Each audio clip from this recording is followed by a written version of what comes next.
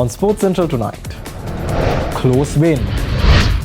Pakistan withstands Wanidhu Hasaranga's all-round heroics to win the first one-day international against Sri Lanka, taking a 1-0 lead in this three-match series. Hits it firmly, and that is the game. They'll come back for two, but it doesn't matter. To the wire, and 293. Youngsters depart. Sri Lanka A team led by Dunith Wellalagi leaves the island to take part in the Asia Cup Rising Star Tournament, which is set to kick off in Qatar. Winning streak.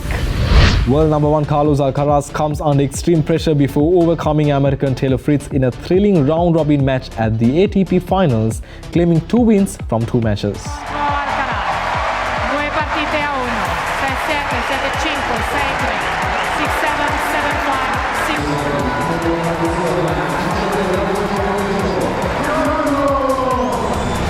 Major loss.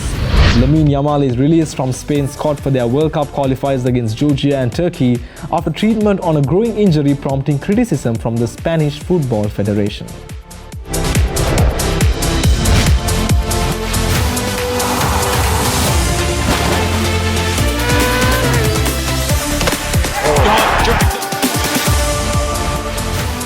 From Studio 24C, this is Sports Central. And now, here's Vinut Varnasurya. Hello and welcome to Sports Central on the Derana News channel. Well, as always, we have an action-packed rundown today as well. And we begin today's updates with the Sri Lanka Tour of Pakistan 2025. Pakistan withstood a valiant all-round display by Wanidhu Hasaranga to record a 6-run win in the first one-day international against Sri Lanka in Rawalpindi. With this win, Pakistan take a 1-0 lead in this 3-match series. After being put into bat first, Pakistan totaled 299 for 5 in the allotted 50 overs. Sri Lanka fast bowlers mesmerized the Pakistani batters and runs were difficult to come by. Saim Ayub was the first wicket to fall for 6 runs and the total was on 14. Ball impact in line, wickets hitting. Then Fakhar Zaman and Babar Azam added 54 runs for the second wicket. Well, in front of square. It's been a while since the crowd had a boundary to cheer for. That's the intent. That's a shot. And those are the 6 runs. Wanidhu Hasaranga bagged the wickets of Fakhar, Mohammad Rizwan and Babar in a quick succession, and the home team slumped to 95 for the loss of 4 wickets. Absolutely straight, wrapped on the back foot. Rizwan has to go. Bowled.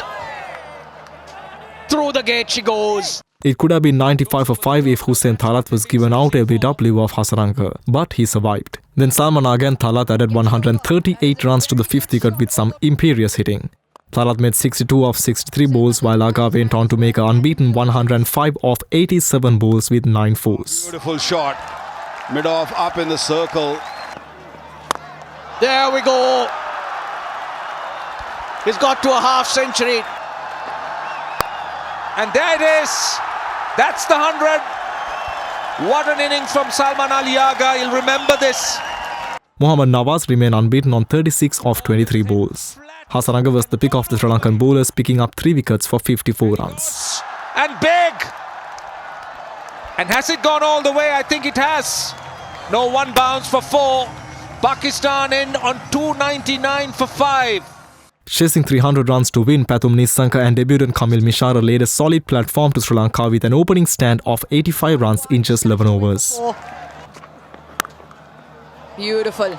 Brilliant placement. That is a gloriously timed 4 from Nissanka. Oops, that might go all the way. Yes, it does. Then Sri Lanka lost 3 wickets, Kamil Mishara for 38, Kusal Mendis for a first ball duck and Pathum Nissanka for 29 within a space of just 5 runs. Oh, he's got him first ball. Oh, that time. Have they got their man? Yes, they have. Then Sadira Samaravikram and skipper Charita Asalanka added 57 runs for the 4th wicket before Babar held on to his stunner of Haris Rauf. Sadira made 39 runs and then came Asalanka's brain-fade moment. He was stumped for 32 runs. Janit Lenage made 28 of 24 balls. Oh, he goes big. That's huge. Although Sri Lanka lost wickets at regular intervals, Wanidhu Hasaranga kept his cool and went on to make a fighting 59 of 52 balls. Mahesh Theekshana made 21 not out. Eventually, Sri Lanka could only total 293 runs, losing 9 wickets, losing the first ODI by 6 runs. Hits it firmly, and that is the game. They'll come back for 2, but it doesn't matter. To the wire, and 293 for 9 is what Sri Lanka finally ended up. Meanwhile, 16 Sri Lankan players touring Pakistan have decided to return home following a suicide bomb blast in Islamabad. As a result, tomorrow's second one-day international between Sri Lanka and Pakistan will not be played. Sri Lanka Cricket plans to send a replacement team to continue the tournament.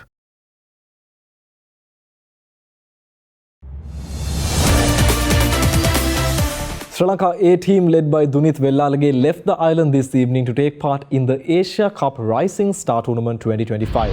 This 2025 tournament will be held in Qatar. Sri Lanka has been drawn in Group A alongside Bangladesh, Afghanistan and Hong Kong.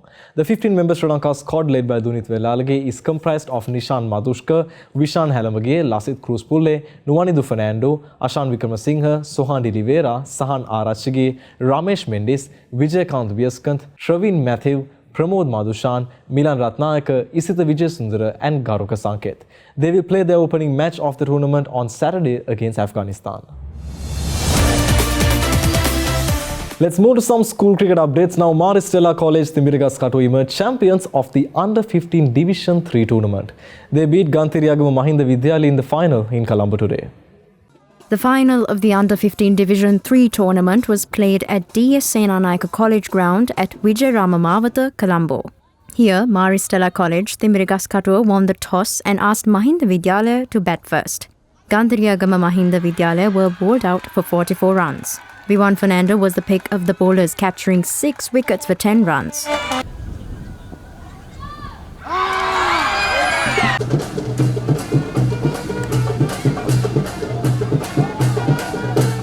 In reply, Maristella were on 105 for 7 wickets when bad light stopped play. However, it was enough for them to emerge Under-15 Division 111th champions. More school cricket updates now. Isipatana College Colombo recorded a first innings win against St. Savatius College Mathura in their respective Under-19 inter-school cricket encounter at BRC grounds in Colombo today. Isipatana College Colombo batting first totaled 209 in their first innings and were on 207 for 4 in their second innings when play stopped early in second and final day today. Malisha Sandurwan scored a century with 5 fours and 2 sixes while Tarun Pereira made 54. Meanwhile, St. Savatius were 85 for 4 overnight, were bowled out for 170 runs in their first innings this afternoon. Shamud Mihiranga was the top scorer for Savatius with a fighting 50. In bowling for Isipatana, Merula Dambukumbura picked up 5 for 46 while Dasit Senal captured 3 wickets for 29 runs. The World Anti-Doping Agency has removed Sri Lanka Anti-Doping Agency from the list of signatories that are non-compliant with the World Anti-Doping Code. The decision has been taken following a circulatory vote of the Executive Committee. SLADA was initially added to the watch list in the connection with the compliance proceedings resulting from a review of its legal framework. At the end of the watch list period, the required amendments to the legal system had still not yet been adopted. As announced on the 29th of July this year, WADS sent SLADA a formal notice of non-compliance. This non-compliance became effective on the 19th of August after SLADA chose not to challenge the litigation as it could have done in accordance with Article 9.3.1 of the ISCCS. Since then, the Sri Lankan public authorities, in coordination with the SLADA and closely supported by the WADA, have adopted the bill that was necessary to address the non-conformities in the national legal framework. Subsequently, on the 15th of October this year, WADA's Compliance Review Committee agreed with the WADA management that SLADA had successfully fulfilled the conditions for reinstatement. Therefore, in line with Article 11.3.3 of the ISCCS, the CRC recommended to the EXCO that SLADA be reinstated and removed from the list of non-compliant signatories. Moving to hockey now, several matches of the Premier Hockey League were held at the Astro Hockey Turf in Colombo yesterday. Conducted by the Next Gen Hockey Development Society, this tournament will run until the 29th of this month. Premier League hockey match between Sri Lanka Navy and Wennapur team was a thrilling encounter. Both teams resorted to attacking style of play, creating scoring opportunities. Eventually, Sri Lanka Navy won the encounter 4-3.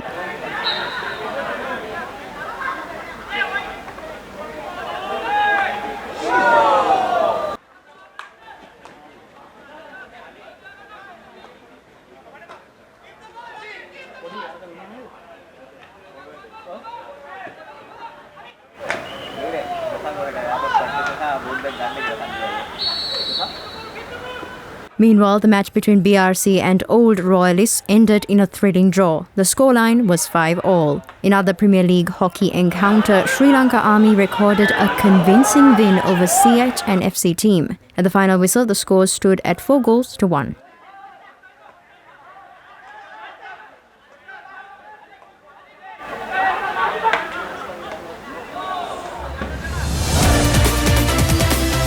Let's head into a short commercial break. You're watching Sports Central right here on Other Derana News Channel. We'll be right back.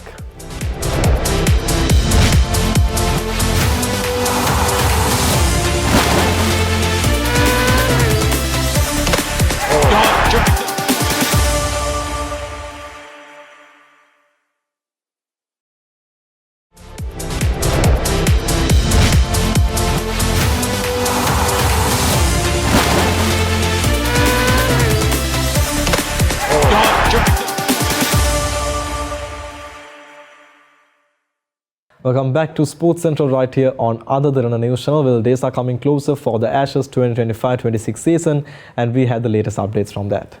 Josh Hazlewood has been cleared to join Australia's squad for the first Ashes test against England after an injury scare, but fellow pace bowler Sean Abbott has been ruled out. Both suffered hamstring injuries playing for New South Wales against Victoria in the Sheffield Shield today.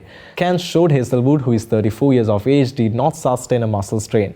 The uncapped Abbott, who is 33, has moderate grade injury. Captain Pat Cummins is out of the first test beginning on the 21st of this month, so the loss of another established pace bowler in Hazlewood would have now been a major blow. Abbott would have been unlikely to play in Perth, with Hazlewood set to join Mitchell Starc and Scott Boland as the specialist seamers. Cummins, who is recovering from a back injury, is thought to be on track to return for the second test in Brisbane starting on the 4th of December. Batter Steve Smith will lead Australia in the first test. Like many of Australia's players, Hazlewood is involved in the current round of the Sheffield Shield matches in preparation for the Ashes. Before this week, he had not played a first-class match for New South Wales in more than a year.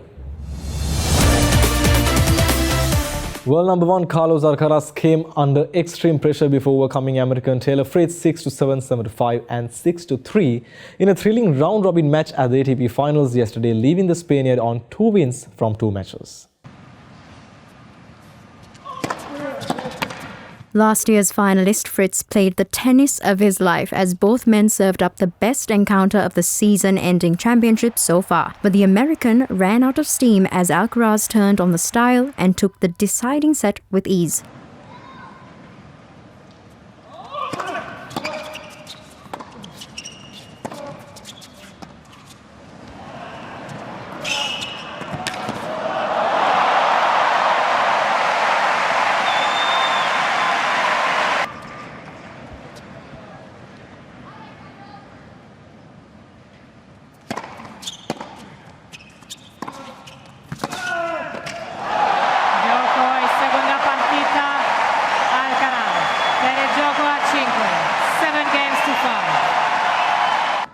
Alcaraz and Fritz had won their opening Jimmy Connors group matches, and the Spaniard looked in real trouble when the American took the opening set in a tiebreak. Alcaraz faced break points in the second set but rallied back to draw level. Fritz began to tire and Alcaraz broke to lead 4-2 in the final set before wrapping up the win in 2 hours and 48 minutes by serving out to love.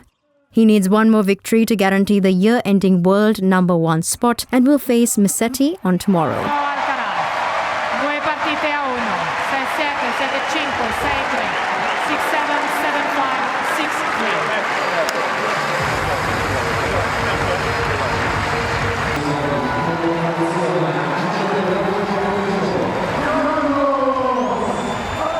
After the win over Fritz, Alcaraz stated that during the hard-fought win over Taylor Fritz, the number 1 bid was the last thing on his mind.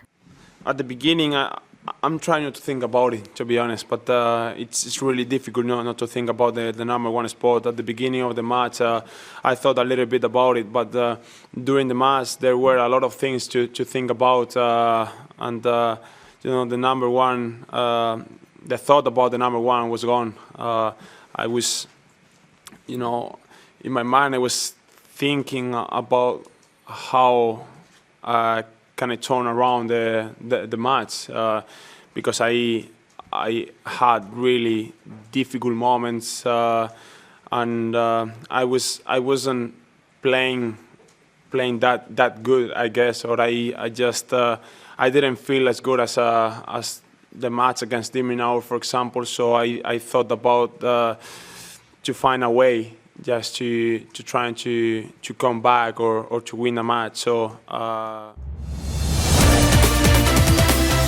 Argentina's captain Lionel Messi said he doesn't want to be a burden to his national team at the 2026 World Cup, but hopes to be fit and contribute to the title defense in the United States, Canada and Mexico. Meanwhile, Cristiano Ronaldo put a timeline on his cryptic retirement hint yesterday, saying he will hang up his boots in 1 or 2 years after telling the world that he would be retiring very soon.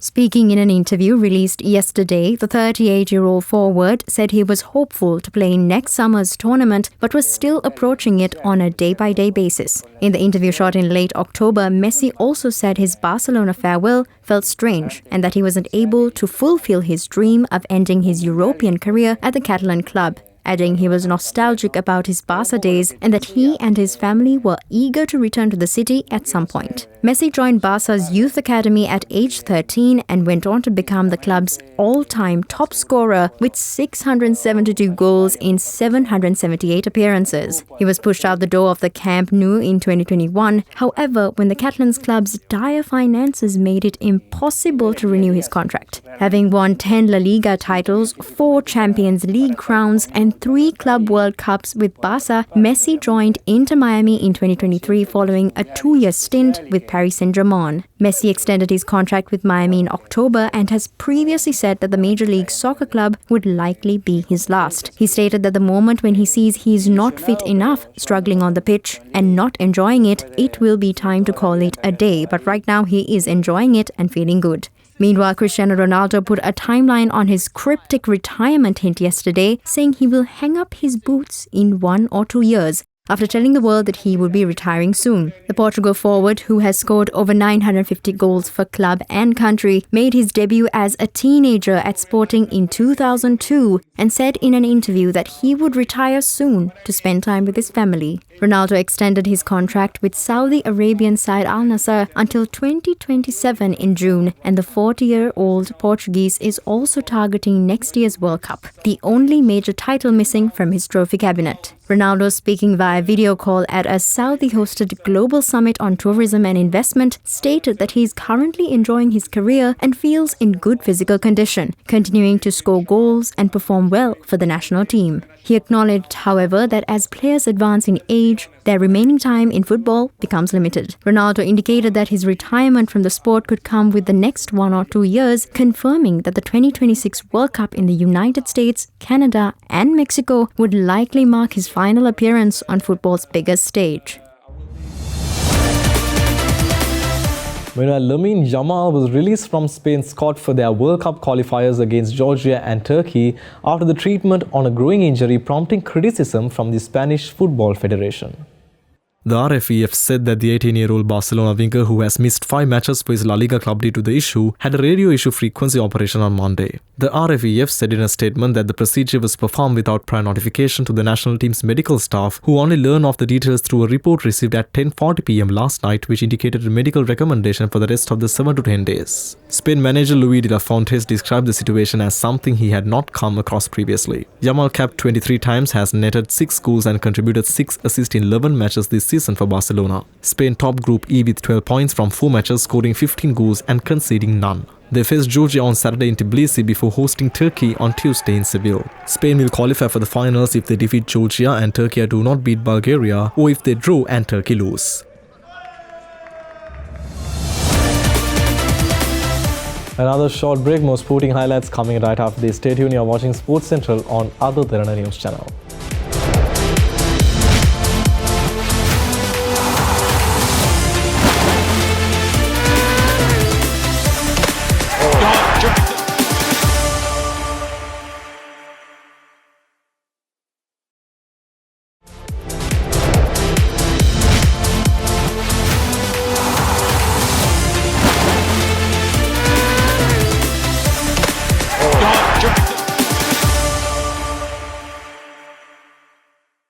Welcome back to Sports Central right here on other Derana News channel. We are moving to some rugby updates now.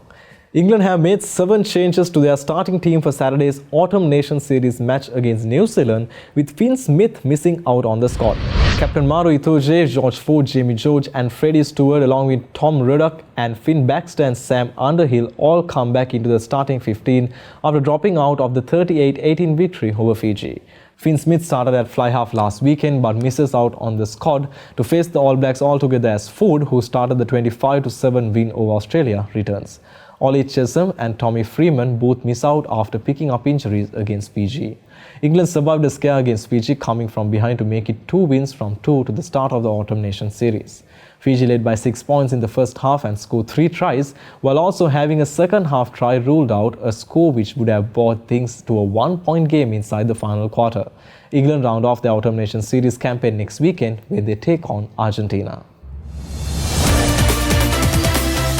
Moving to some Formula One equity updates now. Toto Wolff is in advanced talk to sell part of his stake in Mercedes Formula One to CrowdStrike CEO George Kurtz in a deal that would value the Formula One team at a record $6 billion, according to sources. Austrian Wolff, Mercedes-Benz and Dream Ratcliffe's petrochemicals giant Ineos currently each hold 33% stakes. Mercedes would not comment on the report but said the governance of the team will remain unchanged and all 3 partners are fully committed to the ongoing success of Mercedes-Benz in Formula One. There was no comment from other named parties. Global cybersecurity technology company CrowdStrike is a Mercedes team partner with its branding on cars and driver apparel. Kurtz is a keen sports car racer who has competed at Le Mans and other endurance events. Mercedes won 8 constructors' titles in a row from 2014 to 2021 and are second in the 2025 standings after 21 of 24 rounds. McLaren, who use Mercedes engines, have clinched the constructors' crown for the 2nd year in a row and look set to add the driver's title as well. Formula One team valuations have soared, fueled by the sport's rapid growth in popularity thanks to Netflix docu-series Drive to Survive and Apple's F1 movie, since the days when opening a team was a fast way to lose money. In 2009, Honda famously sold their team to Principal Ross Brawn, leader of a management buyout, after the Japanese withdrew for £1. Brawn led the team to that year's championship with Jenson Button taking the driver's crown. Renault also reportedly bought the struggling Lotus team for the same amount in 2015. They now compete as Alpine with celebrity shareholders including Hollywood actor Ryan Reynolds and NFL stars Patrick Mahomes and Travis Kelce. Alpine were valued at around $900 million after the investor group took a 24% equity stake in the team for €200 million in 2023. Leaning into the quality and fame of the league's international talent, the NBA unveiled a new All-Star Game format yesterday that will incorporate US and the world teams. For the mid-season exhibition in California on the 15th of February, 1 squad of international players and 2 teams of US players will compete in a round-robin format. Each game will last 12 minutes. The top 2 teams after the round-robin will meet in the finale. For the selection of 5 designated starting all-stars from each NBA conference, a formula will be used that consists of 50% fan vote, 25% player vote and 25% media vote. NBA coaches will then select 7 reserves from each conference, with all 24 players being chosen regardless of position. The NBA will determine which players get assigned to which US squad. If fewer than 8 world players or fewer than 16 US players are among the 24 selected, Commissioner Adam Silver will add additional players to a team as needed. The 2025 NBA All-Star Game in San Francisco will widely pan from the format that included 3 drafted teams plus the team that had won the Rising Stars Challenge. All-Stars game prior to that also received criticism from the lack of defense played. The Eastern Conference won the 2024 game in Indianapolis 211-186, and a team drafted by Giannis Antetokounmpo defeated a team drafted by LeBron James 184-175 in the Salt Lake City the previous year. And with that, we wrap up today's bulletin on Sports Central right here on Other Derana News Channel. We'll stay tuned as we return back tomorrow with more highlights. We also value your feedback, so don't forget to send it via email at feedback.adncenglish@derana.lk or via WhatsApp at 076-8057-933. Pritika Sivakumar is standing by on World News Tonight. Well then, until tomorrow, I'm Vinod Varnasuriya signing off. Have a good night.